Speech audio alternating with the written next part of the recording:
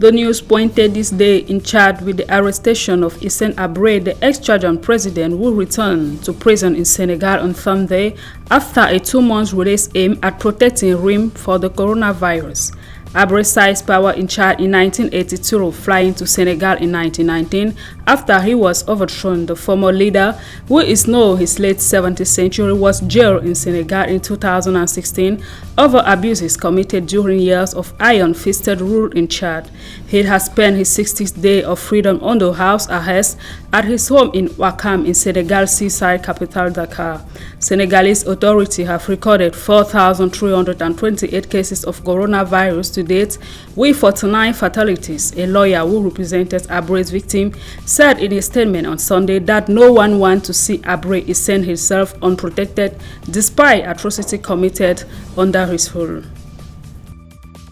Talking about African cooperation, Turkey may expand its cooperation with Libya's internationally recognized government with the new deal on energy and construction once the country conflict is over, presidential spokesman Ibrahim Kalin was quoted as saying on Sunday. Turkey's backed Fayez al-Sarraj's government on national accord and has provided it with military support after signing a cooperation accord last year. The two also signed a maritime demarcation agreement in the Eastern Mediterranean that Greece and other regional actors have rejected. After talk with Sarraj in Ankara on Thursday, President Tayyip Erdogan vowed to increase Turkey's support for the GNA to log a recent military gains against Khalifa Haftar's eastern-based Libyan National Army, which has waged 40-month assault against the GNA in Tripoli. Kalin said Turkey's cooperation with the GNA may expand to other areas after the war is over, from road to bridges, hospital, hotel, housing. We had a history already. This stopped because of the war. Just like Turkey can engage in cooperation across many parts of the world, it can do so in Libya too, but political stability is needed first. Just like in Cameroon and other African countries, schools reopened in South Africa. Children began returning to classrooms as part of the gradual loosening of restrictions imposed under a month-long COVID-19 lockdown. The reopening of schools had been delayed after teachers' union used school staff to defy the government order last week, saying schools lack sufficient health and hygiene measures to keep educators and people safe. South Africa has counted nearly 50,000 cases of the new coronavirus, the most of any country in sub-Saharan Africa, along with 1,000 deaths. Many of South African government schools are in poor shape, particularly in rural areas, and analysts say that a quarter of them have no running water, making hand washing nearly impossible. Government officials, however, worry further delaying a return to classroom will mean a generation of school children risks losing a key part of their education and the future opportunity it brings.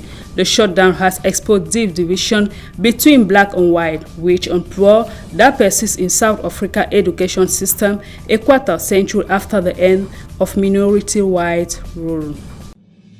Egypt confirmed on Sunday 1,467 new COVID-19 cases, raising the total infection registered in the country since mid-February to 34,079, said the Egyptian Health Ministry. It is the 11th death in a row for Egypt's daily new COVID-19 infection to surpass 1,000 deaths. Meanwhile, 39 patients died from the novel coronavirus on Sunday, bringing the death toll to 1,237. Egyptian Health Ministry spokesman Khaled Megahed said in a statement the coronavirus recovery rate in Egypt rose to 25%, while the death rate declined from 7% to 3%. Mohamed Hassan, Egypt Assistant Health Minister for Public Health Initiative, told a parliamentary health committee on Sunday. The current 9-hour curfew will continue until mid-June, when the government will consider easing relevant restrictions amid a coexistent plan to maintain anti-coronavirus precautionary measures while resuming economic activities. The government has already started gradual reopening of services and offices and allow reopening of about 100 hotels for local tourists with 50% capacity after they were given official hiding safety certificate.